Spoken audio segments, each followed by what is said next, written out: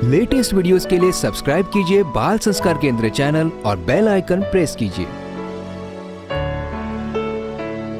मेरा नाम दीक्षा दृष्टि है। मैं कक्षा 9वीं में पढ़ती हूँ। छिंदवाड़ा गुरुकुल में पढ़ रही हूँ और वहाँ पे मैं पिछले 6 सालों से पढ़ रही हूँ। हमसे लाखों लोग पूछते हैं कि इतना कुप्रचार हो गया है और अभी कोर्ट ने भी बता दिया है कि केस प्रूफ हो चुका है कि बापूजी दोषी है, तो आप अब तक क्यों जुड़े हैं बापूजी से? बहुत सारे लोग पूछते हैं। तो इसका सीधा साधा उत्तर ये है कि हम उन कुप्रचारकों से पूछकर बापूजी से नहीं जुड़े थे या उनके पास आए थे।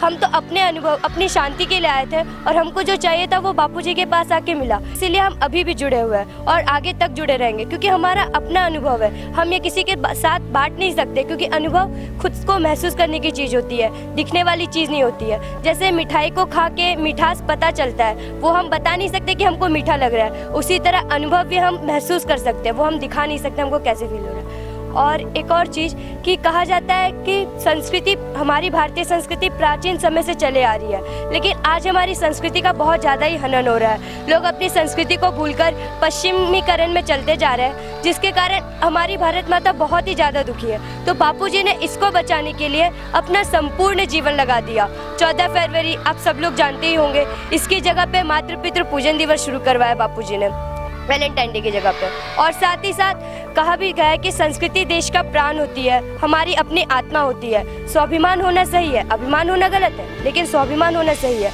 और स्वाभिमान किस चीज़ का? अपनी संस्कृति का होनी चाहिए। और वही बापूजी ने हम लोग को भी बताया। इसी कारण तो हम अपने पर्व त्योहारों का आदर नहीं करते हैं, लेकिन फिर बापूजी ने बताया कि तुम अपने पर्व त्योहारों का आदर करो। जैसे हम क्रिसमस डे मनाने लग गए थे, तो बापूजी ने उसकी जगह तुलसी पूजन दिवस निकाला, ताकि हम तुलसी पूजन दिवस मनाकर अपनी माता का आदर करना सीखें और साथ ही साथ पर्यावरण की भी रक्षा करें।